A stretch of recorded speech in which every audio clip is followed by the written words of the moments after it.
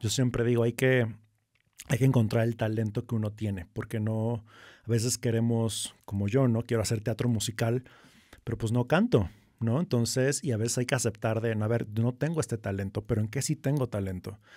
Y ahí fue donde yo dije, aquí sí tengo este talento, ¿no? Yo soy de la idea de, para un alumno, la escuela es lo que el alumno quiere que sea. Y si en verdad le sacas el jugo que tú le puedes sacar, la escuela puede ser magnífico. Yo me iba a jalar cables, a entregar cafés, y así comencé en los sets de allá, tomando experiencia y empecé a mover luces y a involucrarme con el área de tramoya y de staff. Y me acuerdo que a mí una vez me preguntaron, me dijeron, ¿pero tú qué quieres ser? Yo les dije que yo quiero ser productor. Nosotros 2 semanas antes de estrenar, Nueva York nos canceló el guión porque un socio lo tradujo mal.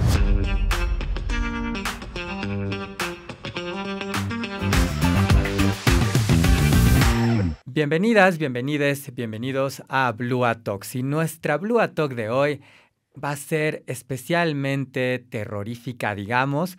Yo creo que va a aplicar mucho aquello de me asusta, pero me gusta, porque creo que así va a suceder con esta Blue Talk. Majo, ¿tú estás lista para esta Blue Talk y para nuestro invitado? ¡Lista para gritar del terror! Está muy, muy cool nuestro invitado. Estamos muy emocionados y es un invitado que llevamos esperando, Doc. Llevamos esperando, pero afortunadamente ya llegó, ya está aquí.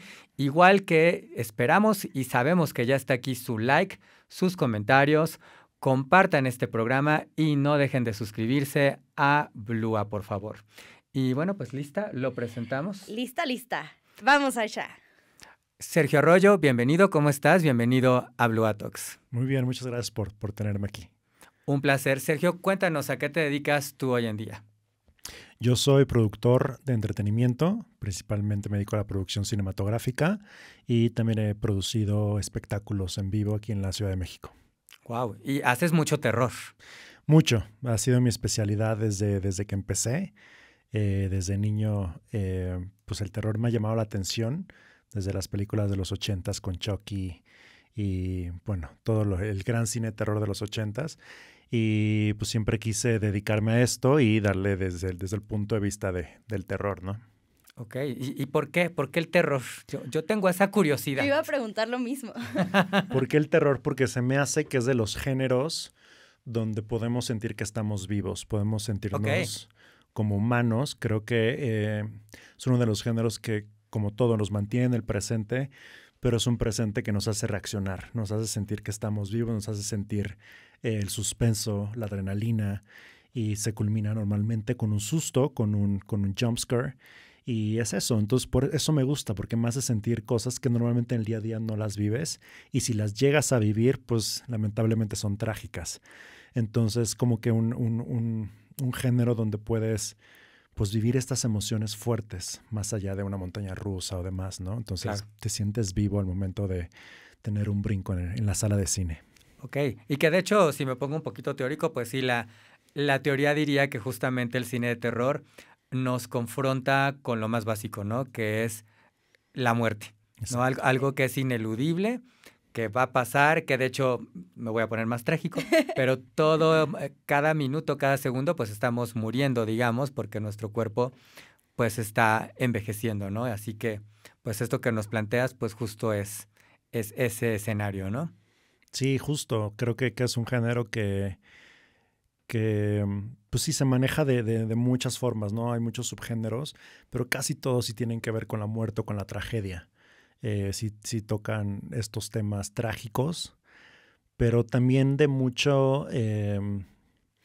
cosas que todavía no nos explicamos, ¿no? Como seres humanos, un poco del más allá, si hay un más allá, si no hay un más allá, mucha mitología, ¿no? Antes en la Edad Media se creían muchos seres mitológicos, eso se ha ido perdiendo, cada vez la magia se va perdiendo más, pero hay muchas de estas criaturas que se quedaron en leyendas, en mitos. Y creo que el terror descubre todo eso, ¿no? Estas justificaciones que como humanidad le hemos dado a ciertos miedos o a ciertas situaciones que nos han atacado como seres humanos. Vamos a regresar al terror, desde luego. Hacemos un viaje al pasado. Pero vamos a hacer un viaje al pasado. Espero que no sea un momento de terror. Pero cuéntanos, ¿qué estudiaste tú? ¿Cómo elegiste estudiar eso? Yo estudié cine en la Academia de Cine de Nueva York. Ok. Originalmente iba para teatro, pero esto estamos hablando que en aquella época, si querías estudiar cine, tenías que hacer una licenciatura en comunicación y de ahí pasarte una carrera de cine. Y yo siempre me gustó todo lo que eran las cámaras, los medios, el teatro, los actores, pero antes también no había como este acercamiento como hay ahora a la producción, ¿no? Al detrás de cámaras, no había licenciaturas, no había cursos. Entonces, en aquel tiempo, si tú querías estar como en el entretenimiento, pensabas que era por parte de ser un actor o un talento. Y así fue como yo me acerqué pensando que yo quería ser actor. De teatro. De teatro y de teatro musical y no canto. ¡Wow! Oh, porque Majo sí canta, ¿eh? Ahorita te va a decir aquí, Majo. Y justo así fue. Yo pensando, justo yo iba al TEC de Monterrey, Campus Veracruz, y yo estuve en el taller de teatro y todo. Pero cuando terminó la prepa me mandan a estudiar justo a Nueva York, a estudiar teatro, a lograr mi sueño. Y es ahí donde me empiezo a dar cuenta que no lo disfrutaba, que no era lo mío. Y para mí un actor que le da pena salir al escenario, pues claro, tiene que pensar 2 veces si se va a dedicar a eso. Hasta 4. Y a mí me empezaba a dar pena, decir, ay, ahora toca salir haciendo jazz hands, ¿no? And all that jazz. Y así fue. Y fue gracias a un amigo que me llamó, me dijo, oye, estoy haciendo un cortometraje, ¿quieres actuar? Y yo, va. Y fue cuando me dio su guión. Y vi que él lo había escrito, él lo estaba dirigiendo, lo estaba produciendo. Y eso como que me abrió todo el panorama de decir, si tú lo puedes hacer, yo lo puedo hacer. Y ahí fue cuando descubrí esta otra parte de hacer cine y de la parte de producción, ¿no? Entonces, a partir de ahí fue que obviamente él estaba estudiando en la New York Film Academy, en la Academia de Cine de Nueva York. Y fue ahí que entré a esa escuela. Y ahí me enamoré completamente porque descubrí que lo mío era justo el estar detrás de cámaras y más como productor, que para mí lo padre de ser un productor es que esté en tus manos hacer los proyectos realidad, ¿no? Claro. Entonces de ti depende el encontrar una historia, el obtener los derechos, las negociaciones y de ahí la búsqueda del financiamiento, contrataciones, o sea, de ti depende que algo suceda o no suceda. Y eso a mí me fascinó. Dije, está en mis manos el poder hacer lo que yo quiero y no dependo de, pues justamente como los actores, no dependen de un guión, de un personaje, de un director, de un escritor, de un productor, de la industria, del negocio, de todo, ¿no? Ahora hasta de redes sociales, si tienen o no tienen likes. Y como producción, no, producción está en tus manos hacer eso realidad. Y eso fue lo que a mí me fascinó. Ahora sí que fue para ti todo el cambio de... Sí es este lugar, pero es del otro lado de la cámara. Sí, exactamente. Y justo, pues, muchas cosas empiezan a tener sentido, ¿no? Decir, claro, pues yo era el que en la familia organizaba las obras de teatro de la familia y me ponía a organizar que el primo baila y ahora tú cantas y ahora no. Y sí, yo me la pasaba organizando muchas cosas en familia, en la escuela. Y pues siempre lo tuve. Y aparte que yo siempre digo, hay que encontrar el talento que uno tiene, porque no... A veces queremos, como yo, ¿no? Quiero hacer teatro musical, pero pues no canto, ¿no? Entonces, y a veces hay que aceptar de, a ver, no tengo este talento, pero ¿en qué sí tengo talento? Y ahí fue donde yo dije, aquí sí tengo este talento, ¿no? Aquí sí soy bueno para negociar, para hacer logística, para encontrar proyectos, para la producción en sí. Y que además está el talento, está la facilidad y está el gusto. El gusto, ¿no? Porque el otro, justo como decías, híjole, me piden las jazz hands y... no me siento como muy cómodo haciendo las jazz hands, ¿no? Entonces, pues es un detalle también, pues, importante.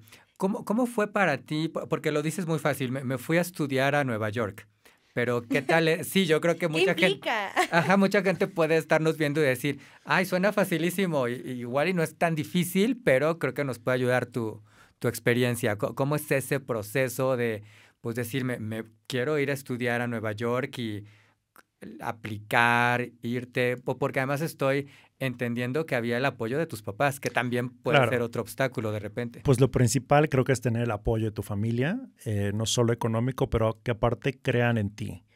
Y que, porque no es fácil, mucha gente que se quiere dedicar al cine o a las artes, pues enseguida dicen no, porque es una carrera complicada.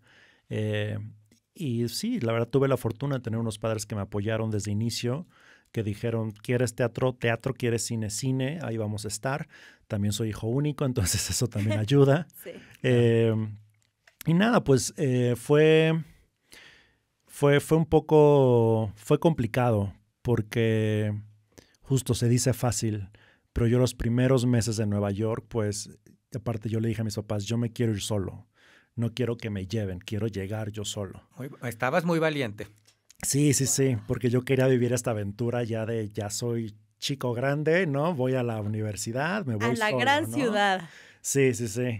Y pues ahí lo primero que yo me empecé a enfrentar fue con mucho racismo, por ejemplo, ¿no? Comentarios de mis compañeros por ser mexicano, comentarios, y yo bromeaba de que, ay, hazme un sándwich, porfa, si vas a la cafetería. Y me decían, aquí nosotros no hacemos los sándwiches, aquí ustedes hacen los sándwiches. O sea, ese tipo de comentarios que yo no estaba acostumbrado, ¿no? Comentarios muy racistas de los profesores también que me decían, ¿y qué vienes a hacer? ¿Qué vienes a estudiar esto acá? Que ustedes no tienen eso en México, que no tienen la capacidad en México para hacer películas, para hacer cine. Entonces, fue algo que sí me enfrenté, que no estás acostumbrado. Pero al final, pues fue muy satisfactorio. Yo soy de la idea de, para un alumno, la escuela es lo que el alumno quiere que sea. Y si en verdad le sacas el jugo que tú le puedes sacar, la escuela puede ser magnífico. Si le ves 1000 peros, la escuela va a ser lo peor de tu vida. Pero si lo disfrutas y ves lo positivo, le puedes sacar mucho jugo y puede ser una muy buena experiencia. Y para mí, al menos, Nueva York fue eso. Hice muchos amigos, conocí el cine desde cero, la producción desde cero. Aparte, lo padre de estudiar en Nueva York, bueno, de mi carrera de cine, es que te obligan a que hagas Nueva York unos años y terminar en Los Ángeles. Wow. Y eso a mí me ayudó porque Nueva York es muy artístico. Ves el cine desde el punto de vista del arte y de cómo hacer una película contando tu propia historia o tu propia voz como cineasta. Y en Los Ángeles es todo lo contrario. Los Ángeles es Hollywood, es industria, es dinero. Entonces, Los Ángeles tienes un guión, pero ¿cómo este guión se va a vender? ¿Y qué vas a hacer para que se venda? ¿Qué tipo de talento vas a encontrar para que se venda? Y encaja dentro de la industria, no encaja, o es para festivales o es para salas, o sea, empieza ya la industria. Y eso para mí fue muy padre porque justo pude ver estas dos áreas del cine, ¿no? La parte artística y la parte de negocios de Hollywood. ¿Cómo fue el proceso de aplicar a esta universidad? ¿Qué te pedían? ¿Qué tenías que hacer? Pues para NYFA era simplemente... híjoles, no recuerdo mucho, pero según yo era hacer una aplicación, te hacían una entrevista y que en verdad, y el por qué querías estudiar cine, ¿no? ¿Y te acuerdas qué dijiste? Sí, yo quiero saber eso. Bueno, yo me acuerdo que mencioné mi director favorito, que es Aronofsky, y él acababa de hacer Requiem por un sueño. Wow. Y es una película muy dura, muy profunda. Mucho. Pero esa película para mí fue como... Fue esa película que yo dije, yo quiero hacer eso. Y me acuerdo que creo que sí dije eso, ¿no? Es que yo quiero hacer una película como Aronofsky. O sea, yo quiero poder contar ese tipo de historias profundas y muy cinematográficas y que o sea, esa te lleva como un sueño te puede llevar a la muerte, ¿no? Ese es Requiem por un sueño, es como un sueño te puede llevar a la muerte y es mucha psicología, ¿no? Entonces también tiene mucho de este terror humano que muchos tenemos de qué tanto eres capaz de hacer por un sueño. Pero yo creo que fue eso lo que dije. La verdad que ya fue hace mucho tiempo que no recuerdo. Bueno, les recomendamos mucho Requiem por un sueño, que tiene a Ellen Bernstein, Jared Leto, Jennifer Connelly, una gran película, muy fuerte y confrontativa. Adelante. Yo quiero conocer cómo fue tu proceso como productor. O sea, porque seguramente llegaste a la parte del cine y no tenías ni idea a qué área del cine te ibas a dedicar. Claro, mira, mi proceso como productor empezó así. Yo fui muy malo en la escuela, siempre. Pero cuando mis papás me dijeron, va, te apoyamos para estudiar cine, dije, eso es lo mío. Y a partir de ahí yo dije, aquí es el momento para que yo sea el mejor de toda la clase. No lo fui en la prepa, no lo fui en la secundaria, no lo fui en otros lados y dije, este es mi momento y no hay excusa. Entonces, a partir de ahí, yo empecé a hacer las mejores carpetas, los mejores guiones. O sea, me preocupé por en verdad ser el mejor. Y aparte, lo bueno de Los Ángeles y de Estados Unidos es que allá hay una mentalidad de ganadores. Entonces allá todo el mundo se esfuerza por ser el mejor porque todo el mundo quiere llegar o a Broadway o a Hollywood o a la NBA o a las grandes ligas. Entonces sí hay como esta competencia de siempre ser el mejor. Y a partir de ahí comenzó mi carrera de producción. Yo cuando llegué a Los Ángeles a estudiar, lo primero que hice fue los fines de semana buscar en qué rodaje de Hollywood me podía meter. Y sí, no me podían pagar porque traía visa de estudiante, pero yo me iba a jalar cables, a entregar cafés. Y así comencé en los sets de allá, tomando experiencia y empecé a mover luces y a involucrarme con el área de tramoya y de staff. Y me acuerdo que a mí una vez me preguntaron, me dijeron, ¿pero tú qué quieres ser? Yo les dije que yo quiero ser productor. Me dijeron, ¿pero qué haces aquí moviendo luces? Le dije, es que estoy aprendiendo todo lo que puede suceder o cómo se hace un set de veras. Y gracias a que dije eso, obviamente en Los Ángeles y aquí también, pues todos son cineastas, ¿no? Hasta el que mueve el cable es cineasta, quiere hacer una película. Entonces obviamente vino esa oportunidad de, oye, tengo un corto, si en verdad quieres ser director, a ver qué onda. Y así fue, ¿no? Entonces así se me empezaron a abrir las puertas y como todo, son relaciones y empiezas a decir, claro, y te hago las carpetas y locaciones y ves contratos y todo, y así empecé.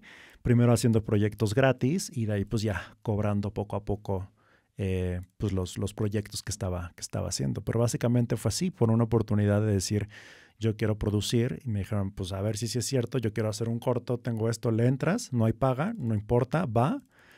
Y así lo hice. Y ese corto, pues, me dio una nominación como mejor productor en el Festival Internacional de Madrid. Tuvimos una ruta de festivales muy buena, o sea, la verdad que nos fue bastante bien. Son de esas oportunidades que se dieron. ¿Cómo se llama el corto? ¿Lo podemos ver en algún lugar? Sí, se llama Ben Amoris y pues lo pueden ver ahí en la página de CIAS Producciones de la casa productora. Ahí lo pueden encontrar.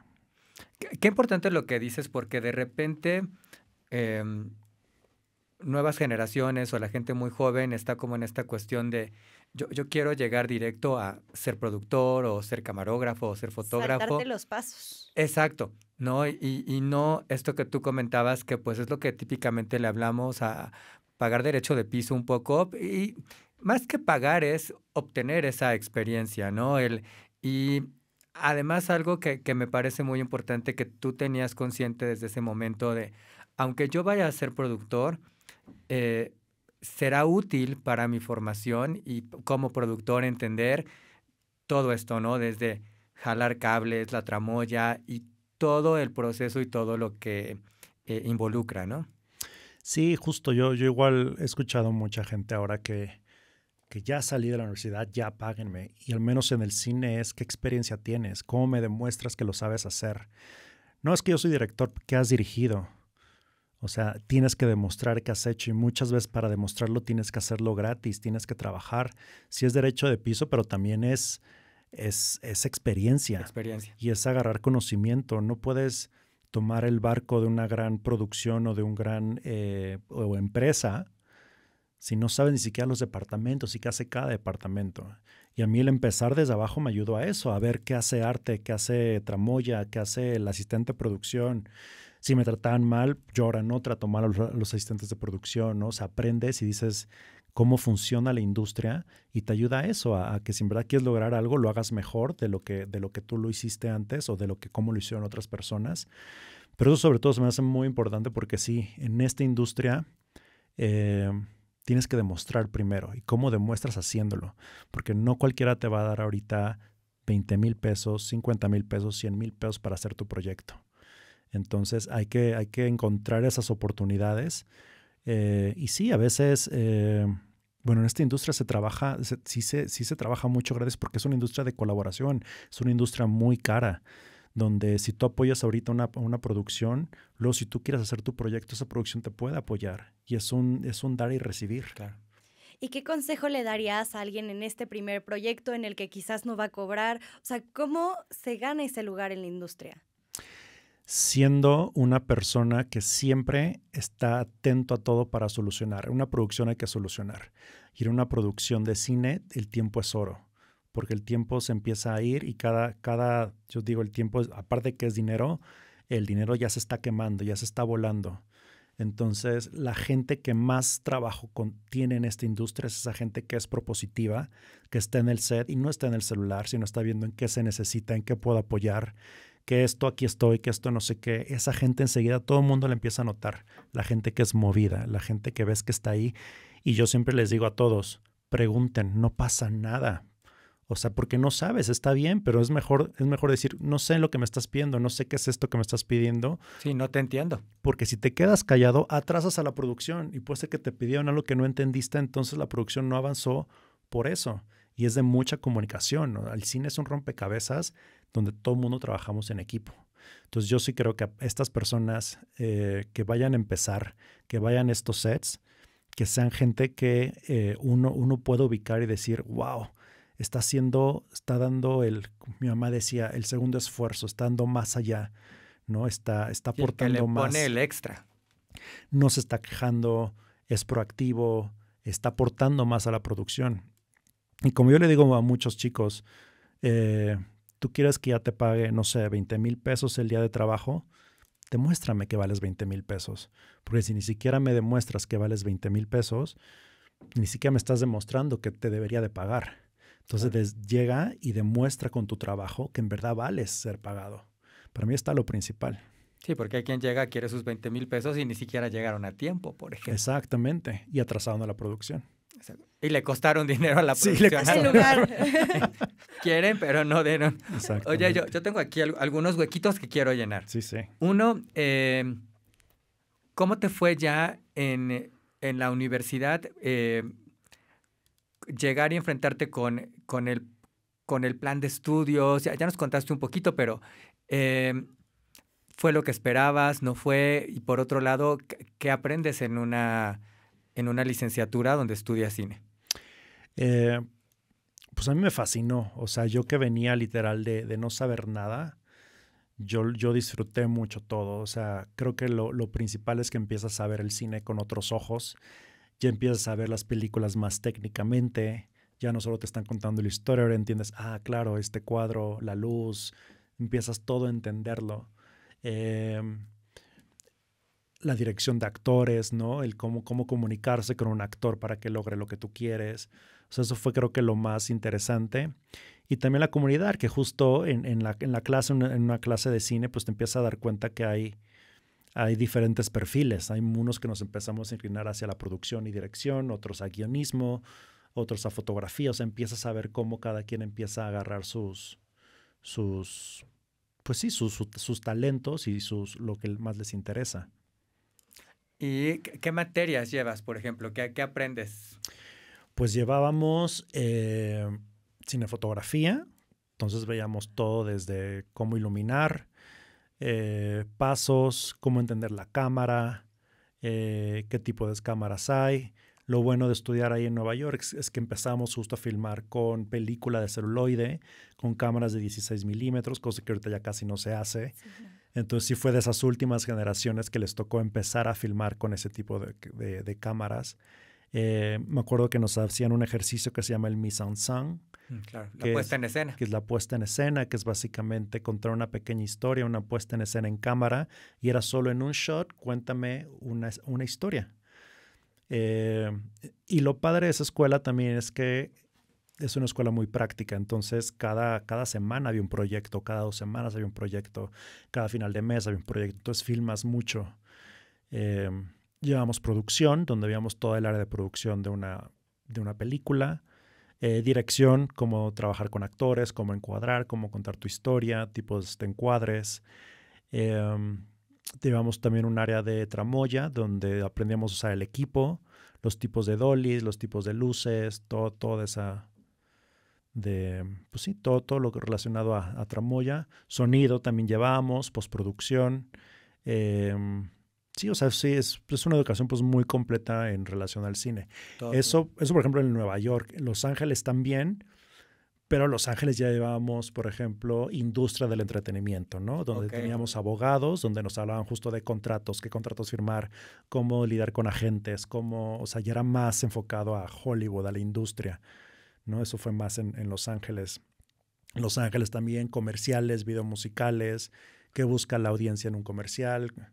Por ejemplo, yo lo que aprendí de los comerciales es que el comercial de Estados Unidos es más storytelling, ¿no? O sea, te cuentan una historia. El de México no. El de México es cómo logras la atención de la señora que está lavando y tiene la tele prendida, claro, ¿no? Entonces el de México es todo de 2 por 1 rápido en farmacias, ¿no? Y al grano. Sí, al grano y llamar la ya. atención. Estados Unidos no, es un pequeño cortito que te cuenta una historia y al final dices, hay que comprar en la farmacia, ¿no? Que se disfrutan mucho al verlos. Sí, a mí me gusta mucho cómo hacen los comerciales allá. Y nos contaste de estas primeras oportunidades. ¿Cuál es la primera oportunidad que te llega ya de empezar a trabajar en algo? Y vaya, más que si te llega o cómo la buscaste de repente, o sea, esa primerita. Pues la primera fue así, o sea, que yo busqué fue justo esta oportunidad de este cortometraje y de ahí yo con otro amigo de la escuela dijimos, vamos a poner nuestra casa productora y vamos a producir cortometrajes o los proyectos estudiantiles de la escuela. Okay. Y sí, parecía un juego porque no estábamos ni registrados ni nada, pero sí nos anunciábamos diciendo nosotros, te producimos tu cortometraje, tu tesis, tu proyecto final. Y así empezamos, o sea... La verdad, yo siempre he sido, pues sí, muy emprendedor, pues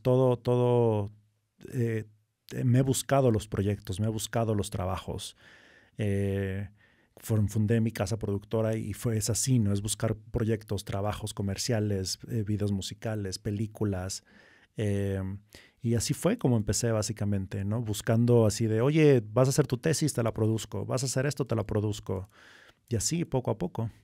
Y ya digo, ya más a nivel profesional, igual fue el primer proyecto que hice a nivel profesional fue un piloto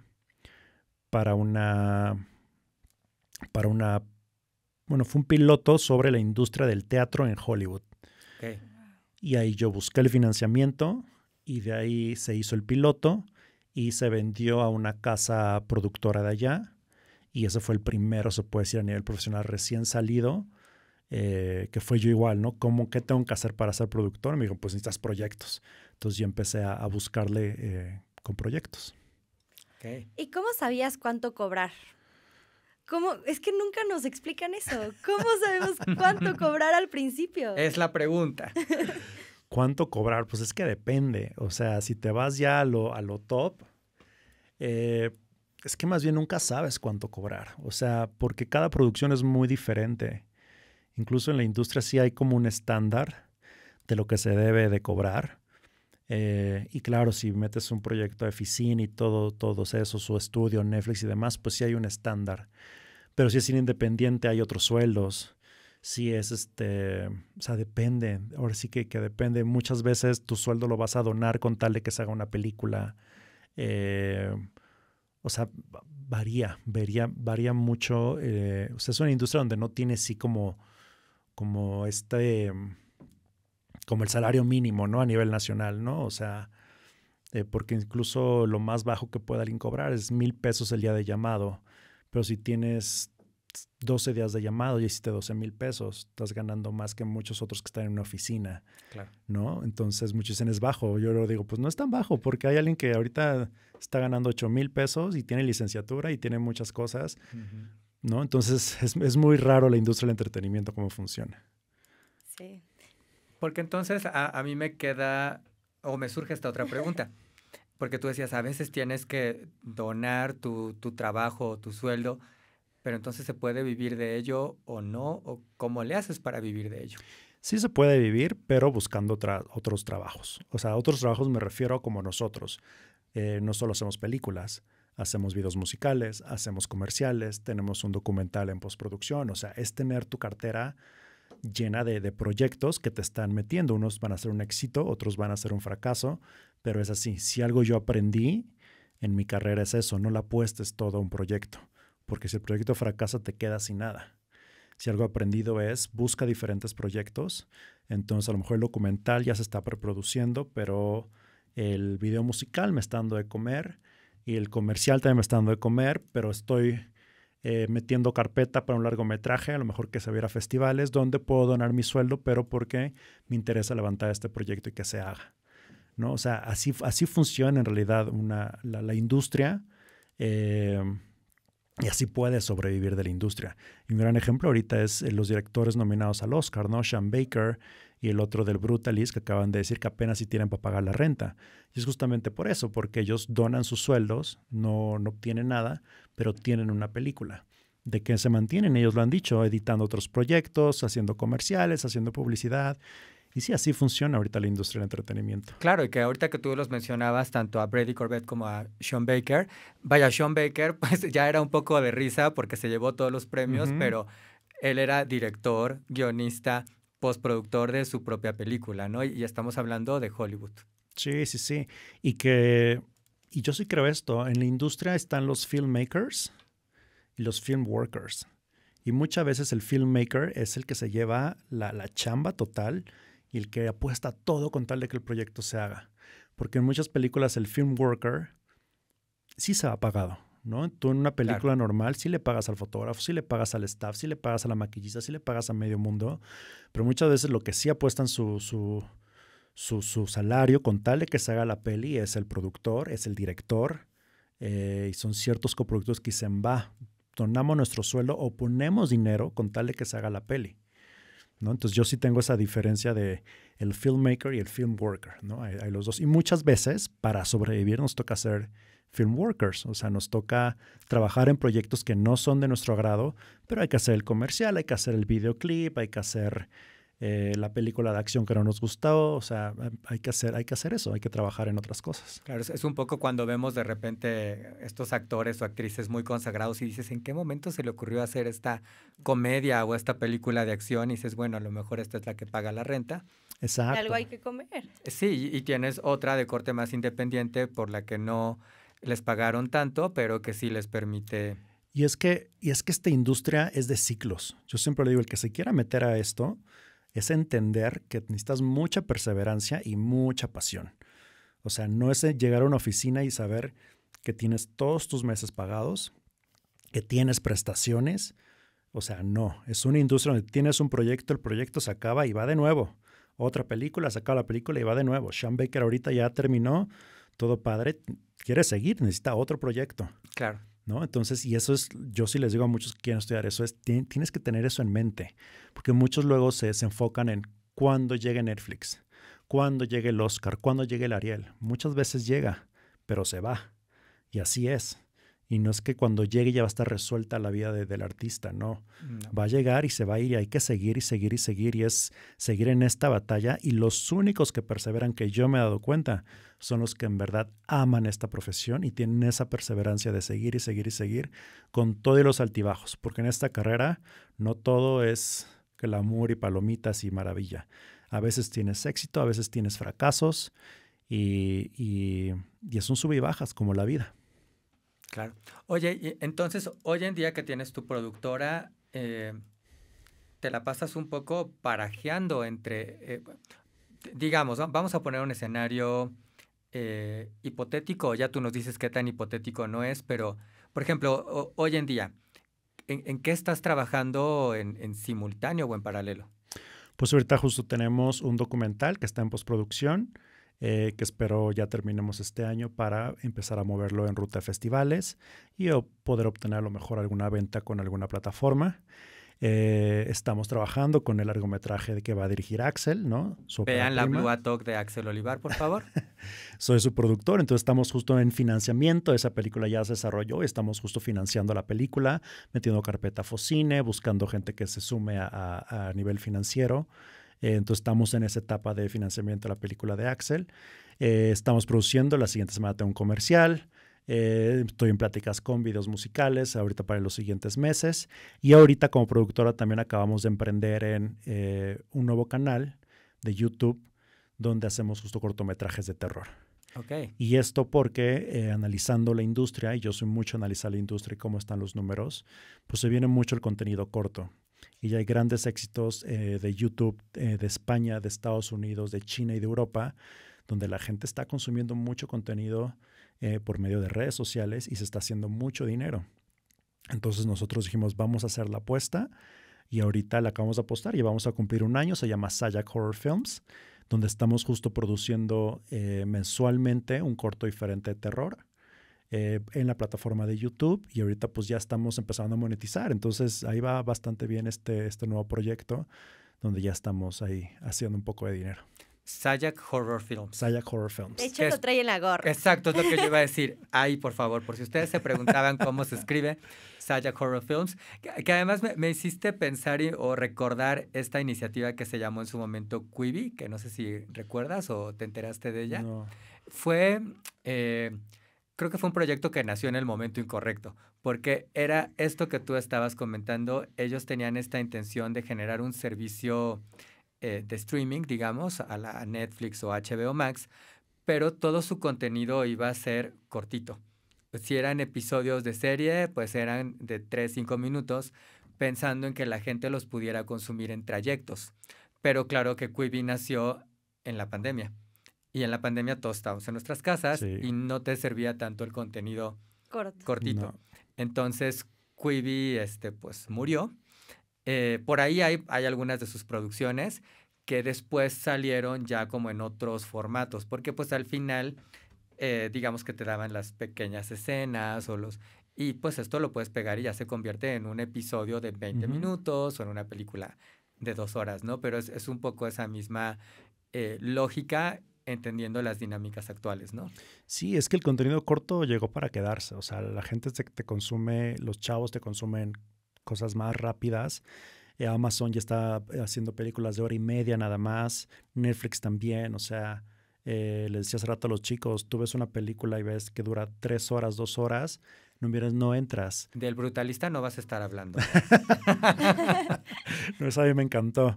Pero justo no cualquiera. Mucha gente, no cualquiera. Muchos dicen, no, voy a ver una película rápido, nos salimos, vamos al cine, vamos a comer. O sea, hacemos más cosas. Y se viene esa tendencia del contenido corto. Y lo estamos viendo en Europa, en Estados Unidos. Los chinos, vaya, acaban de hacer algo que igual, ¿no? Ellos te hacen su corto de terror y antes de que viene lo bueno, te lo cortan. Si lo quieres terminar de ver, tienes que pagar. Ah, mira. Es un negociazo. Claro. Es un negociazo, exacto. Sí, ya te dejaron picado. Ya te dejaron picado, exactamente. Aquí viene exactamente, exactamente. Entonces sí es una tendencia y nosotros pues le estamos apostando a eso, a esa nueva tendencia. Ahorita hemos visto que no hay nadie a nivel terror que lo está haciendo, pero sí hay muchos de comedia que lo están haciendo, ¿no? Enchufe TV, por ejemplo, les ha ido muy bien. Están teniendo miles y millones de suscriptores. Están haciendo mucho dinero y ellos están haciendo sketches de comedia que les ha ido muy bien. Entonces, ahí está el negocio ahorita. Y les decía hace rato a los chicos con los que platiqué, hay que abrirse. Muchos queremos ver nuestra película en la gran pantalla, pero la industria está cambiando. Entonces, hay que ver estas nuevas plataformas que nos ofrecen y cómo poder hacer negocio ahí. Que lo decías hace ratito, en cuestión números vienen muy fuertes. Muy fuerte. O sea, no hay pierde. Muy fuerte. Y es como ir entendiendo estos caminos, ¿no? Porque sí, creo que todo el mundo quiere hacer como su película ideal ¿no? Sí. Y de repente pues ya analizas las carreras de grandes directores o artistas y llegar a ese momento pues les tomó otras tantas películas, otros tantos proyectos para irse construyendo un nombre, irse haciendo un prestigio, ir teniendo financiamiento, tener la madurez, quizás en términos artísticos, técnicos, para poder concretar ese proyecto. Sí, todo toma tiempo, ¿no? O sea, como cualquier negocio, todo toma tiempo. Un buen pastel se tiene que hornear al tiempo adecuado, a la temperatura adecuada, y es lo mismo. Muchos queremos, porque yo también queremos todo rápido, ¿no? El éxito rápido. Y no, si algo yo he aprendido es justo a vivir mi presente y a vivir mi momento y a dejar de compararme con los demás, que eso es muy importante. Mucha gente se compara. Es que él ya logró esto, yo no logré esto, y cada quien tiene su tiempo. A unos les llega el éxito rápido, a otros no. Y hay que aprender a vivir el presente, porque hacer cine o hacer cualquier proyecto artístico es eso, es de ciclos. Y hay que vivir cada proyecto. Muchas veces pensamos que hasta que esté Netflix, ¿no? O hasta que Amazon me llame, o Hollywood, o el Oscar. Y a veces ahí no está el éxito, ahí no está la solución. Muchas veces lo logras y cuando lo logras, pues a lo mejor ya no tienes a tus papás o a lo mejor lo logras en un momento difícil de tu vida, ¿no? O sea, y a mí me ha tocado éxitos que he tenido en mi carrera.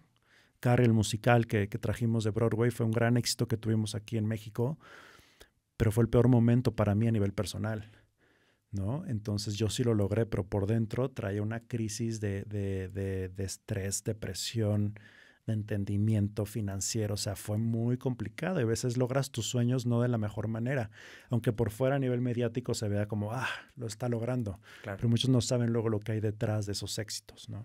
¿Cuál es el proyecto que anhela Sergio concretar? ¿Qué anhelo concretar? Quiero hacer como director mi ópera prima, quiero hacer una película de terror psicológico con paranormal, que ya la estamos escribiendo. Y eso es lo que ahorita quiero ya para el siguiente año tener ya al menos una carpeta aterrizada. Estamos apenas desarrollando el guión.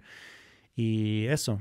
Y aparte, bueno, Saya Horror Films, que le tengo mucha fe, le tenemos mucha fe. Vamos muy bien en números. Vamos apenas a cumplir el año. Ya llegamos a 2,000 suscriptores. Ya empezamos a monetizar. Entonces le está yendo bastante bien y yo sí creo que es el futuro del audiovisual. Y sí, veo a Saya Horror Films como la plataforma número 1 de YouTube en cortometrajes de terror y contenido de terror en internet. Y ahí le vamos a poner todo lo que se requiera para lograrlo. Pues por favor, ahí todo el mundo a suscribirse y a ver Saya Horror Films. ¿Cómo decides o por qué decides regresar a México? ¿Estudias en Nueva York, Los Ángeles? Entiendo que empiezas a trabajar allá. ¿Por qué vuelves? ¿Por qué vuelvo? Porque se me acaba mi visa de trabajo. Pequeño detalle. Se me acaba mi visa de trabajo y para quedarme allá necesitaba pues que me patrocinara una empresa por 4 años, pero esta empresa que me podía patrocinar solo podía trabajar para esa empresa sin hacer nada más. Okay, entonces claro. Está la posibilidad de que te dejen enlatado sin hacer nada. Y ahí fue cuando dije, no, quiero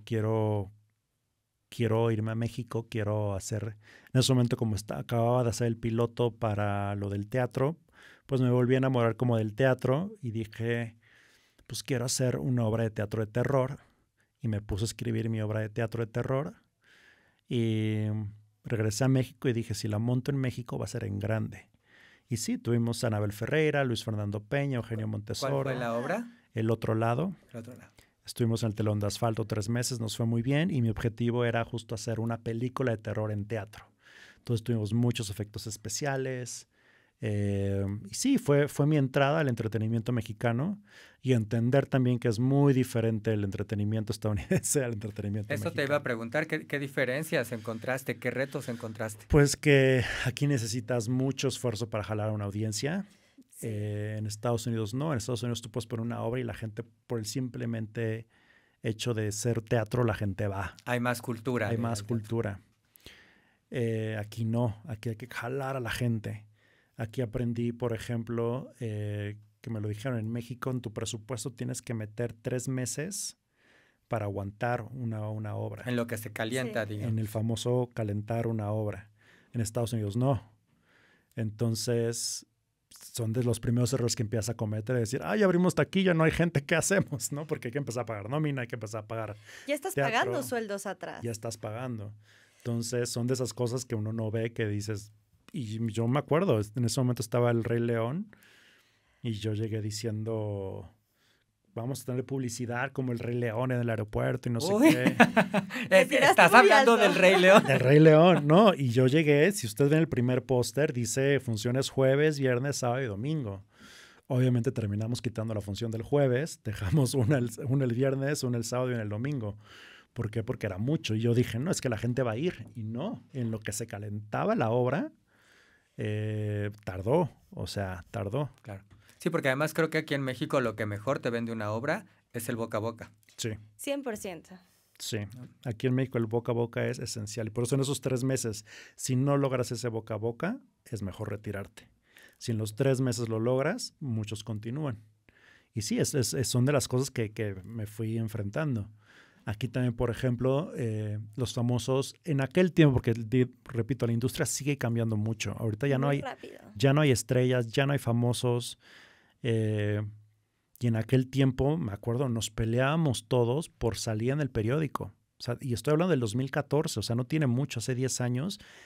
Era que el Reforma te sacara una nota, que el Universal te sacara una nota, porque la gente que iba al teatro te checaba todavía la cartelera del teatro y de espectáculos, y si salías ahí, te subía la taquilla, y es verídico, ¿no? El Excelsior, o sea, salía en el periódico, importaba mucho. Ahorita ya no. No, ahora tienes redes sociales. Sí, ahorita todo es redes sociales, publicidad de redes sociales, entonces ha cambiado mucho, ¿no? Los famosos, por ejemplo, yo entendí que, yo ahora digo, un famoso a lo mejor no te jala taquilla, pero sí te da publicidad. Sí. Porque un famoso te abre las puertas justo de los medios, de ir a entrevistas, y eso ya es que tu producción está en boca. Sí, te da como... Yo digo que los famosos son como la invitación a la fiesta, Sí. pero que te quedes a la fiesta ya depende... Es muy diferente. De la fiesta en sí, qué está pasando y todo lo demás. Si ya famosos que te jalen taquilla son contados, no muchos ya te jalan taquilla. Y también los influencers, ¿no? Muchos dicen, es que tiene, ¿qué es? 1 millón de seguidores. Qué padre, pero ¿cuántos de ellos en verdad te pagan un boleto? ¿No? O sea, eso también. Y a mí me ha tocado que me han vendido y he negociado de, es que mi actriz te va a traer tantas vistas y tantos, y a la mera hora es, oye, pero no llegó nadie. Son solo vistas. Son solo vistas. Ajá, necesitas que se traduzca en... Ir a comprar del boleto. Exacto. Sí, porque si no solamente son vistas. Y esa es la diferencia de una verdadera estrella. Una verdadera estrella es esa persona o talento que vende boletos. Y que entonces la gente va a pagar por ir a verla. Y de esos ya quedan muy pocos en México. Hablando de las vistas, por cierto, aquí dejen su like, porque esa es como su compra de boleto, por cierto. Exacto. Sergio, ¿qué otras? Yo quiero que la gente identifique un poco más tus proyectos. Ya nos has hablado de Carrie, nos estás hablando de esta obra. Compártenos otros proyectos, videos, obras de teatro que la gente pueda haber visto para que identifiquen un poco mejor tu trabajo. A ver, así comerciales, lo más comercial que he hecho ahorita ha sido en teatro, con Carrie el musical, con El Otro Lado. Bueno, estuve a cargo del Teatro NH, que se lo compramos a Ocesa. Fuimos 3 socios, que fue Jaime... Ay, ya se me olvidó su nombre. Bueno, Jaime. Jaime, te mandamos saludos, Jaime, tú sabes quién Saludos eres. a Jaime. Olivia Ortiz de Pinedo, que es la sobrina de Jorge Ortiz de Pinedo. Y Cías Producciones, ¿no? Mi compañía. Los 3 compramos el Teatro NH y le dimos una remodelación y empezamos una aventura con el nuevo Teatro NH. Esto fue en el 2015 aproximadamente. Y esa fue una experiencia muy diferente porque fue ya emprender con un local, o sea, con un teatro, y ver también todo el área ya de una administración teatral, de un teatro de programación, y también de ver, yo ya aprendí mucho a ver cómo funcionaban las taquillas de otras producciones. Ya no solo era mi producción, sino qué estaba funcionando. Y, por ejemplo, ahí tuvimos nosotros a este gran comediante de Los Locos Suárez, ¿cómo se llama? Héctor Suárez. Héctor Suárez. Bueno, Héctor Suárez llenaba el teatro. O sea, en verdad era de los actores que sí o sea, él sí te podría decir que era una estrella en aquel tiempo, todavía 2015, 16, que te llenaba el teatro. O sea, que apenas anunciaba, la gente compraba. O sea, son de esos actores que la gente compra.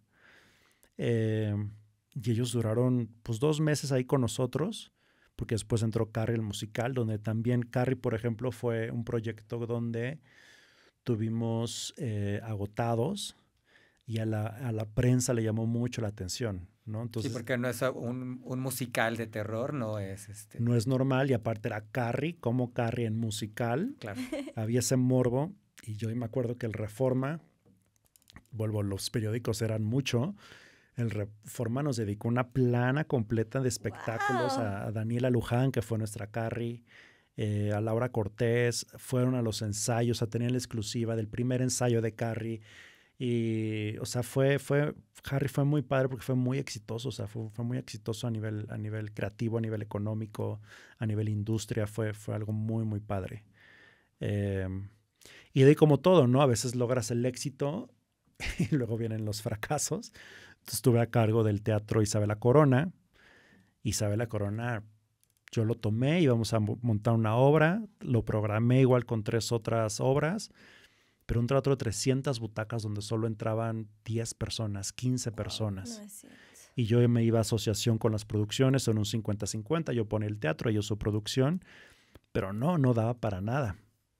Y ahí lo que me salvó, entre comillas, pues fue el terremoto del 2017, que gracias al terremoto, pues fue que yo dije, como todo se paró, yo también dije aquí termino, y sí, terminé pues lo del teatro y ahí se acabó eso. Es que es complicadísimo. Yo recuerdo una vez que me tocó ir a ver El Cartero de Neruda, y el elenco tenía a Ignacio López Tarso, Emanuel Palomares, Sofía Castro. Estamos hablando tiempos antes de la pandemia. Sí. Y no me acuerdo ahorita el nombre del teatro, pero era uno de estos teatros del Seguro Social o del ISSSTE. Uh-huh. Y decía yo, híjole, éramos yo creo que 30 personas, las primeras filas, y tenías un elenco de estrellas, choncho, y ellos lo hacían espectacular. Vaya, Ignacio López Tarso era impresionante verlo. Y decía yo, pero ¿cómo es posible que la gente no esté viniendo a ver más esto cuando es una obra accesible, con un buen elenco, un buen montaje? Y claro, además, pues no sé, a mí se me apretaba el corazón de pensar en la entrega de los actores, y por más que, pues claro que terminó y nos paramos y les aplaudimos de pie, pero aún así, pues es todo el esfuerzo y que de repente no, pues tenga los frutos o el impacto que todos están esperando, ¿no? Sí, es que en teatro, yo digo, producir teatro es más bien, viene después de que estrenas, es como jalas la gente al teatro, Claro. tus estrategias de publicidad, si sacas 2x1, si sacas combo familia, si te subes a las tendencias que hay con tal de que la gente vaya.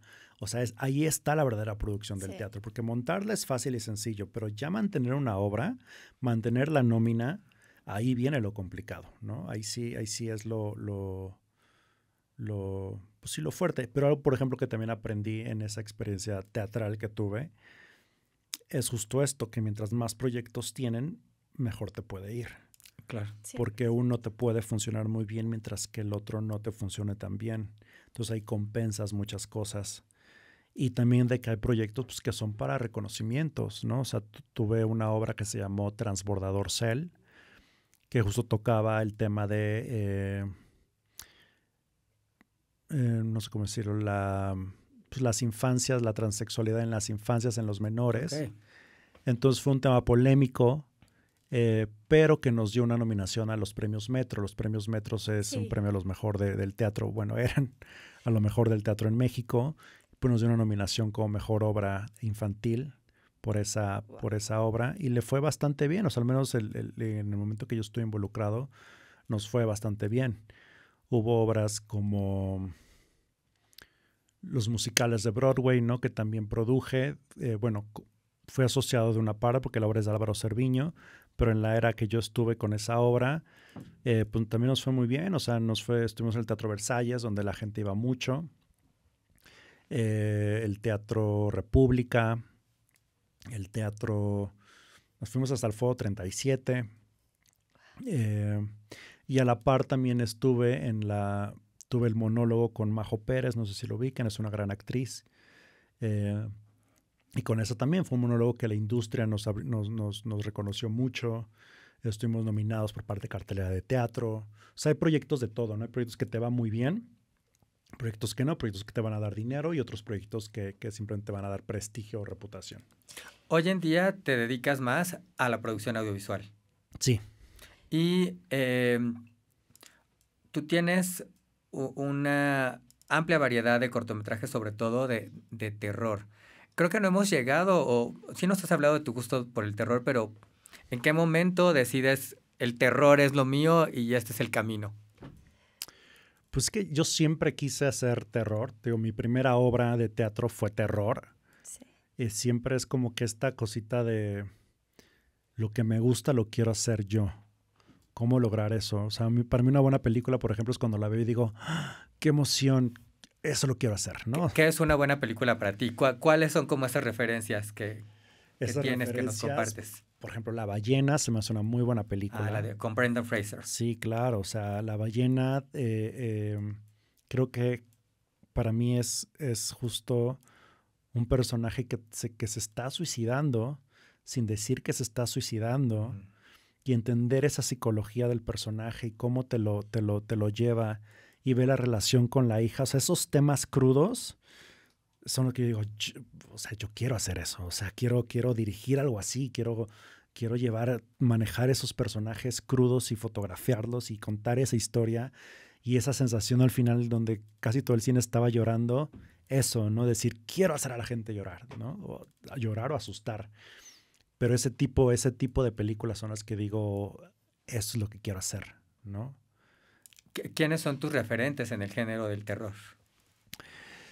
Mis referentes, bueno, mi top es, creo que se llama Jason Blum, productor de Blumhouse. Y yo lo admiro mucho como productor en Hollywood porque él justo se enfocó en hacer un modelo de negocio del terror donde dijo, no me voy a gastar la millonada que se está gastando el resto de Hollywood y voy a hacer mini películas, que es un poco como lo estamos haciendo, mini películas que me den mucho dinero. Sí. Entonces, en vez de gastarme 20 millones, voy a gastar 2 millones y de los 2 millones vamos a hacer muchos millones. Claro. Entonces, él enfocó Blumhouse básicamente en hacer ese tipo de películas. Y él lo dice, su única condición con los directores era tus películas no pueden tener más de tantas locaciones, debes de escoger entre locación o efecto visual y sin tantos actores. Todo debe suceder en una sola área. Y si ven las primeras películas como esta de, creo que es Run, Corre, de este afroamericano que llega a la casa de una familia blanca, todo sucede... Huye. Get Out. Get Out. De Jordan Peele. Todo sucede en una locación. Que incluso es un poco la fórmula que también está manejando M. Night Shyamalan. Exactamente. O sea, tiene un presupuesto bastante manejable.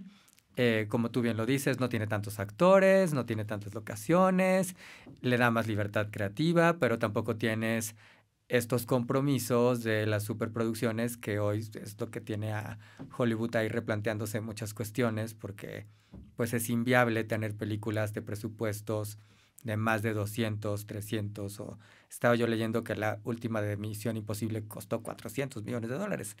¿Cómo vas a hacer que eso funcione comercialmente? No, ya no. A mí me gustaría, antes de sumergirnos por completo al cine de terror... Estamos ya muy clavados aquí, Majo. Estamos a dos de saltar para allá. Quisiera preguntarte cuál es la diferencia entre ser productor de teatro, cuál era tu papel, y ahorita cuál es tu papel como productor de cine. ¿Qué pasaba en cuanto recibías un proyecto? Pues como productor de teatro es más bien encontrar los proyectos y llevarlos a escena. O sea, es mucho más sencillo en ese caso. El reto viene una vez que estrenas, es cómo mantengo la obra, cómo que entre lo suficiente para pagar los gastos operativos y de ahí cómo calentar la obra, ¿no? Estrategias de publicidad y todo eso. El teatro a nivel producción es más como un negocio vivo, como poner un restaurante, ¿no? Que tienes que sacar la nómina de todos día a día, si no, no funciona. El cine es diferente, el cine es más inversión inicial, que después inversión inicial te va a dar o ganancias o pérdidas. Y de ahí es otra vez, busca otra inversión inicial que después te dé o ganancias o pérdidas, ¿no? Es una inversión a largo plazo. Es una inversión a largo plazo. El teatro en 2-3 meses lo puedes armar, depende del proyecto, claro. Cine no. Cine, tan solo el financiamiento de una peli puede durar años. A veces crees que ya tienes todo y por cositas no se dan las cosas, ¿no? No te aceptan la carpeta o vaya, es mucho más competitivo. Sí, yo creo que está la diferencia, ¿no? El productor de cine también trabaja más con creativos, estás más en negociaciones, estás más con cabezas de departamento que ven un área creativa, a diferencia del teatro. Porque una vez que tú estrenas, básicamente estás trabajando con actores, porque ya la obra está corriendo. Y entonces hay que lidiar con egos de actores, problemas de actores, ¿no? Todo eso. Drama de teatro. Sí. Y en el cine no. En el cine estás trabajando con diseñadores, con directores, fotógrafos. Y los actores llegan en un momento que es un mes de filmación, 1 semana, 2 semanas, depende del proyecto, y se van. Y ya te quedas con el postproductor, corrección de color, sonido. O sea, ya te quedas con las otras áreas que son gente creativa, que son, o sea, es otro tipo de trabajo, ¿no? ¿Y a ti te toca juntar a ese equipo? Sí, claro, como productor es justo eso, ¿no? Es armar yo siempre digo, es hacer los sueños realidad. O sea, en tus manos está, como cualquier negocio, es qué necesito para lograrlo y qué tengo que hacer para lograrlo. A veces tienes todo el dinero y juntas a los mejores, a veces no tienes el dinero, pero es a quién junto, a qué personas junto para poder lograr el objetivo final. ¿Y qué cualidades buscas en estas personas a las que unes a tus equipos? Que sean muy trabajadoras, que tengan mucha visión, que tengan hambre por hacer cine. Sobre todo eso. Porque yo he trabajado gratis, yo he estado jalando cables, yo he hecho muchas cosas y no es que espere que me trabajen gratis, pero sí espero que tengan ese hambre, porque como productor uno deja todo por un proyecto. Y somos los primeros que entramos y los últimos en irnos. Y si no valoran ni siquiera un poquito el trabajo que se hace en equipo con tal de que el proyecto salga a luz, entonces no son la gente correcta para trabajar conmigo. Entonces yo sí busco eso, gente trabajadora, gente que entregue, que sea la mejor versión de sí misma. Yo siempre les digo eso a todo mi crew, se los dije ahorita en la clase, traten de ser la mejor versión de sí mismos. Que si llegan a un set o en cualquier producción, se vayan con esta espinita. Yo siempre le digo, yo quiero llegar a mi casa a decir, hoy me siento muy orgulloso de lo que hice. No quedarse con, y si hubiera hecho esto, y si hubiera hecho esto otro. No, es decir, hoy me presenté y di lo mejor de mí. Salió mal, pero di lo mejor de mí. O salió muy bien, porque di lo mejor de mí, ¿no? O sea, yo sí traigo esta mentalidad un poco de Estados Unidos, porque así es. Entonces yo quiero a esa gente que llegue a mi sede y que diga, aquí me quedo y sí, ya vamos tarde, lo siento chicos, ahí están las pizzas, pero nos quedamos con tal de que salga y con tal de que se logre, porque todos estamos haciendo un trabajo en equipo. Y es gente que verdaderamente es equipo, ¿no? Creo que es entender eso, ¿no? El equipo requiere de que estés ahí y que pues estés a tiempo, con ganas, con disposición, con iniciativa, como lo mencionabas tú. Exactamente. Oye, nos mencionaste un poquito a los actores y toda esta cuestión de trabajar con ellos. ¿Tienes alguna anécdota que puede ser divertida, trágica? Puedes decir nombres o no, eso lo vamos a dejar, pero creo que puede ser divertido. Es que mi relación con los actores hay de todo. Ok. Es que sí, es complicado. O sea, al final yo he aprendido a trabajar con actores porque sé y entiendo que ellos son la cara de un proyecto.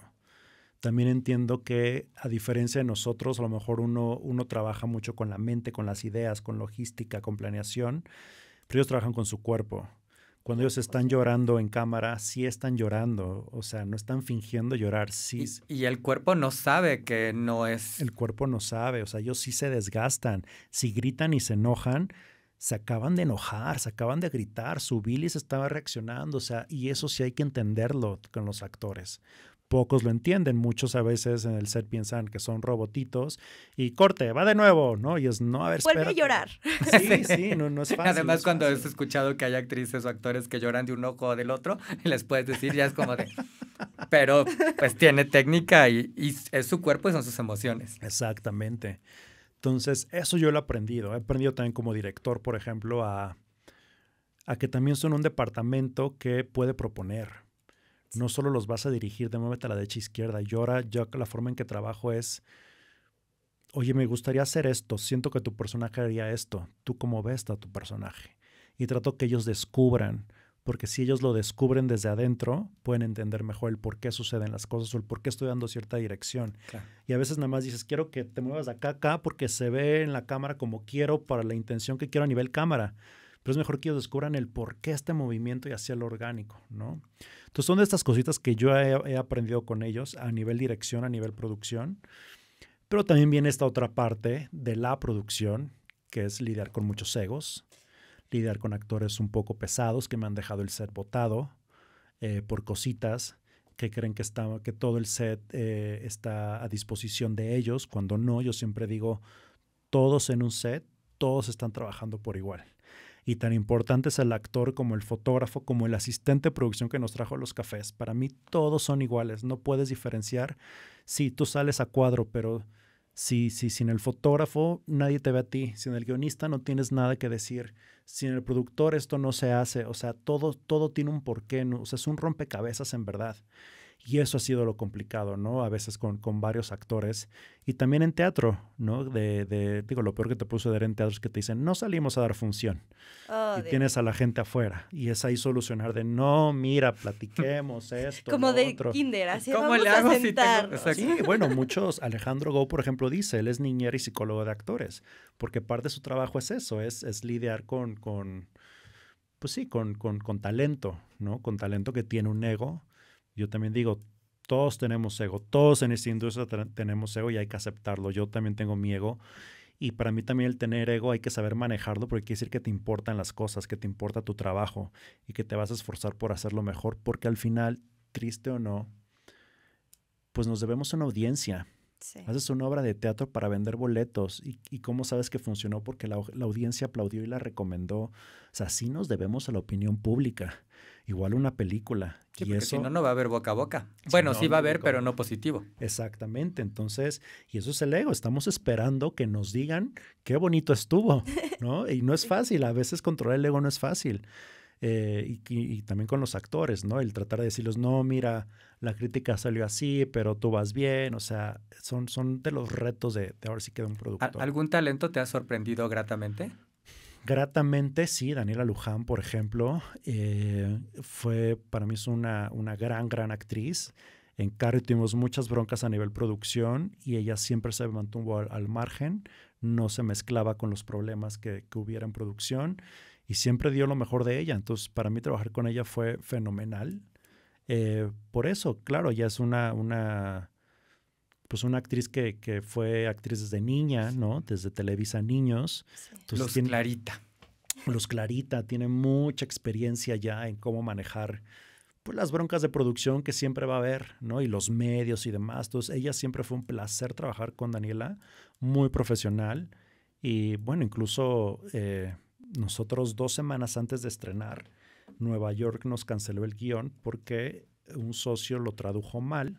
No. Y en 2 semanas teníamos que reescribir todo el guión. Y reaprender y Todos los textos. Todos los textos, exactamente, porque lo tuvo que reescribir Álvaro Cerviño, que por cierto, hace rato se los dije a los chicos, errores profesionales ya cuestan y ese error nos costó 80,000 pesos pagarle a Álvaro Cerviño para que en una semana reescribiera todo lo que estaba pidiendo Nueva York. Y de ahí, una semana antes de los previos, que todo el elenco se aprendiera el nuevo guión. claro. Entonces, ella siendo Carrie, mi preocupación es, se me va a ir del proyecto, ¿no? Sí, la Claro. armas, sí, la O armas. sea, Sí, porque es mucha chamba Es mucha chamba. extra de algo O sea, que dices, ya estábamos Ya listos. está montado y ahora me lo cambias. Y tienen razón, como producción estamos quedando mal, no estamos haciendo bien las cosas.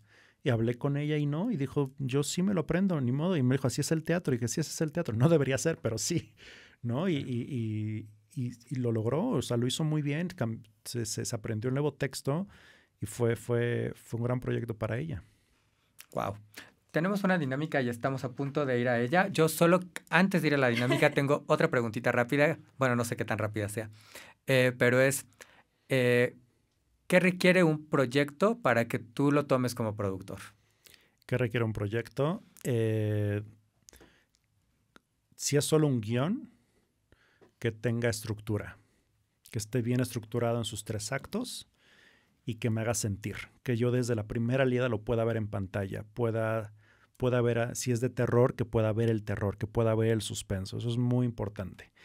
Que tenga valores de producción. Y valores de producción lo llamo a que tenga estas cosas como cualquier producto que lo hace único. Que pueda yo decir, bueno, esto se puede vender de cierta manera o lo puedo manejar de esta forma. O sea, estos valores de producción. Eso sí es un guión. Si es un guión con un director, que el director sepa contar historias, pueda contar historias. Y que tenga visión. Muchas veces, muchos creen tener esta visión, pero no tiene una visión aterrizada. Y un director tiene que tener claro qué es lo que quiere, cómo lo quiere, para que entonces todo el resto del barco se vaya subiendo Claro. y sumar. Yo siempre digo, en una producción hay que sumar. Es el guión, luego llega un productor que suma y tiene que llegar un director a sumar y el director, el fotógrafo a sumar y cada quien suma para hacer el proyecto mejor y mejor y mejor. Pero necesitas esa claridad que tú estás buscando. Necesitas esa claridad de parte del director para poder guiar el barco a nivel ya creativo, ¿no? Entonces creo que eso es lo principal que yo busco, gente enfocada y la pasión, gente con hambre. Y eso lo notas enseguida. Gente que en verdad quiere hacerlo por hacerlo, a gente que lo hace por dinero o por fama. Claro. Y enseguida lo nota. Después de los años que llevo ya en esto, enseguida notas quién está ahí por el dinero, quién está por fama y quién en verdad tiene el hambre. Y la gente que tiene hambre es la gente que está preguntando, que quiere ayudarte, que quiere crecer, sin importar la experiencia. Sigue ahí por el amor de hacer esto. Y al final yo digo, sí es una industria y todo, pero estamos haciendo arte, estamos haciendo películas, teatro, música, lo que sea, ¿no? Sí, al final es un privilegio hacer esto. Exacto. Majo, ¿lista para la dinámica ahora sí? 100% lista. Tenemos una pequeña dinámica en la que nosotros te decimos una palabra y tú nos respondes con la primera palabra o idea que se te venga a la cabeza. Qué nervios. Puedes desarrollarla más y incluso puedes darle un mensaje a nuestros queridos Blue Talkers. Acabo de bautizarlos. Exacto. Me tocó el bautizo, qué bueno. Eres el padrino de los Blue Talkers. ¿Estás listo? Listo. Terror. Pasión. Teatro. Amor. Producción. Trabajo. Ahora, productor. Yo. Cine. Amor. ¿Y sueño? Sueño. Mi vida. Toda mi vida es un sueño. ¿Y crees que el cine es parte de ese sueño? Sí, claro.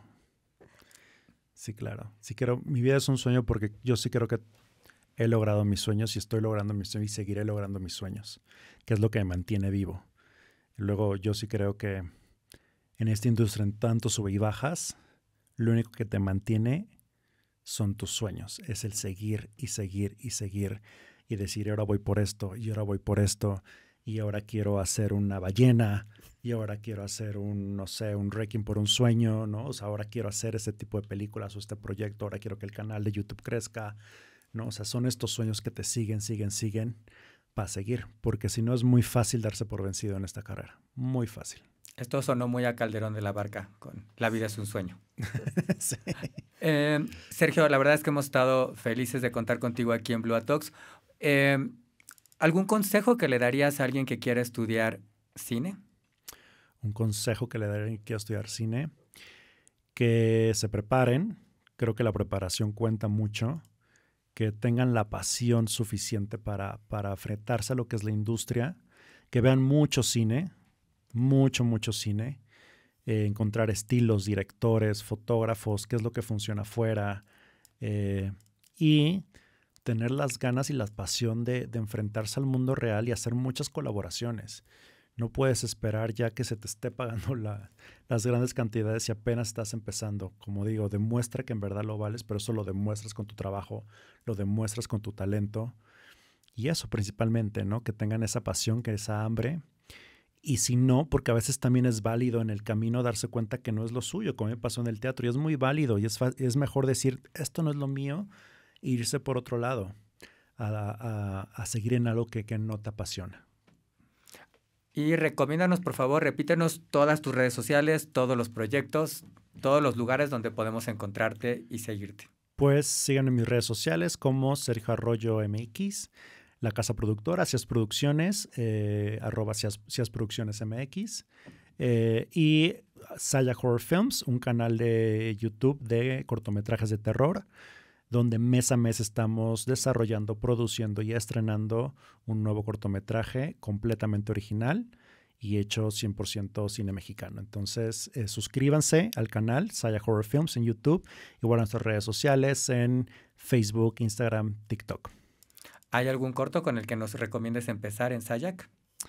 Sí, claro, tenemos de todo. Tenemos hasta para comunidad LGBT, tenemos de monstruos, tenemos de fantasmas. Acabamos de grabar uno el fin de semana que se llama El Coco. Nuestro siguiente corto lo va a dirigir Axel, ya en 2 semanas. Muy bien, muy bien. Un corto que él escribió sobre, está muy interesante, sobre brujas mexicanas, una bruja mexicana y con la Santa Muerte, entonces está muy interesante. ¿Ya tiene nombre o todavía no? ¿O se puede saber o...? No, estamos viendo el nombre. Había un nombre, pero estamos todavía viendo lo del nombre. Estén pendientes, corto de Axel Olivar en Sayac de Brujas. Y que aparte es nuestro primer director ya invitado en Sayac. Okay. También tenemos una convocatoria, acabamos de abrir una convocatoria para nuevos directores, porque parte de Sayac es sumar nuevo talento. Entonces hay una convocatoria para nuevos directores, la pueden checar en nuestras redes sociales, donde básicamente presentan su proyecto, su carpeta, y si nos gusta, pues nosotros les invertimos y les producimos su cortometraje de terror para el canal de YouTube, obviamente. Pues mira, ya hay grandes oportunidades para quienes tengan talento e ideas que puedan compartir con Sayac y pues hacer equipo. Exactamente. Blua Talkers, pónganse pilas. Pónganse pilas. Sergio, muchísimas gracias. No, gracias a ustedes. Fue un placer, en verdad, platicar con ustedes. Gracias a ti. Majo, muchísimas gracias. Gracias a usted, doctor. A mí me pueden encontrar como Majo García G en Instagram y en TikTok. ¿Y a usted, doctor? A mí me pueden encontrar como Carlos A. Mendiola o Carlos Andrés Mendiola aquí en YouTube, en TikTok y por el momento también en Instagram. Y por favor, pues desde luego sigan todas nuestras redes sociales de Blua, déjenos su like, comenten, compartan, suscríbanse al canal desde luego. Repito, por favor, todos agradecemos siempre mucho su like. Y bueno, los vemos en una nueva Blua Talk donde está la inspiración.